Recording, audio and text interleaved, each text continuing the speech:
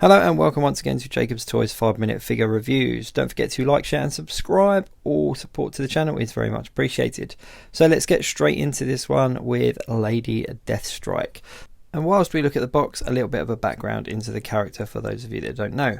Lady Deathstrike is a villain from Marvel Comics, closely linked to the X-Men, as she voluntarily went down the same procedures as Wolverine and had adamantium as well as some other enhancements attached to her body surgically. Now, we last saw this figure in the ToyBiz line in 2002 as part of the Onslaught Builder figure wave, and this is a very much needed and requested upgrade to that figure that we got almost 20 years ago now. If you have a look at the detail, you can see that the detail on her hands and the cybernetic enhancements are really quite nice, and the guys at Hasbro have been really faithful to the character's look. She looks very similar to the one that we did get in 2002. Obviously the costume is what it is, but they've stayed very faithful and they've given us the Lady Deathstrike that everybody requested. As you can see, it's a new mould here for the arms and the hands because of the cybernetic enhancements, but they're a nice little touch. She's quite flexible, she's got a lot of articulation. You can do the waist swivel there, backwards and forwards, and actually all the way around if you want to. She didn't come with any accessories. There was no accessories in the pack. Literally what you saw is what you got.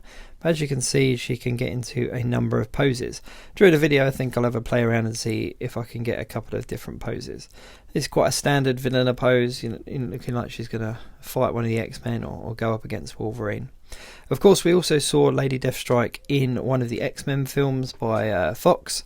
Obviously, as none of the characters in those films had comic accurate costumes, Lady Deathstrike was no exception and did not look like this in the slightest. But she was still fun to watch in my opinion. So yeah, I mean, she's a cool figure. She's one that, as I said, has been requested for quite some time. And as an assassin and, a trained sort of killer, if you like, I would expect her to get into some quite nifty poses. I always quite like this kind of one leg up, one leg down pose for characters like Elektra and Lady Deathstrike. So let's see if I can get her into this one as well. Obviously it's just, there you go, it's just about balance, just about making sure you get the balance right. This is quite a nice pose. How long she'll stand in that, I don't know. But for a character, for a figure that doesn't come with many accessories, it's all about the pose. So yeah, the articulation is what it is and what you would come to expect in a female figure like this.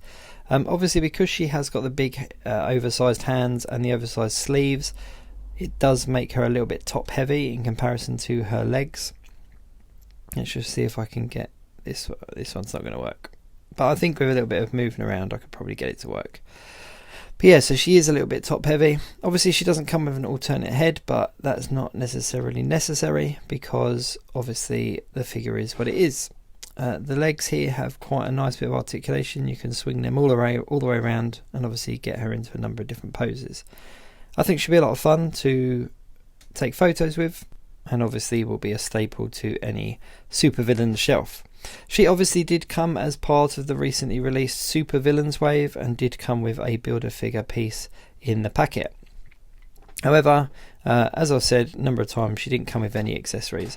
Personally, I would have liked to have seen maybe an alternate hand or two, maybe one with kind of extended nails or a clenched fist, or I don't know, just something so that we could have a bit of variety. But she's a cool character. She's always been one of my favourites from the comic books. There's something quite sinister about her, and she also ties in with Spiral's story as well. I think it was Spiral that helped her attach the adamantium to her, if I'm correct. But yeah, I always thought she was quite freaky looking, quite spooky, and obviously like a twisted version of what obviously the Wolverine is.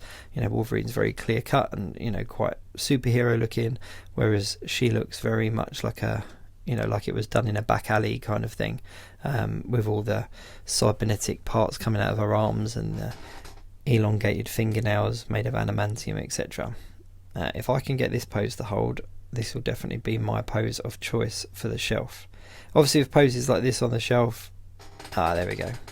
It's always best to maybe use a little bit of blue tack or something under the foot just to make sure that they don't topple, but she's actually holding quite well.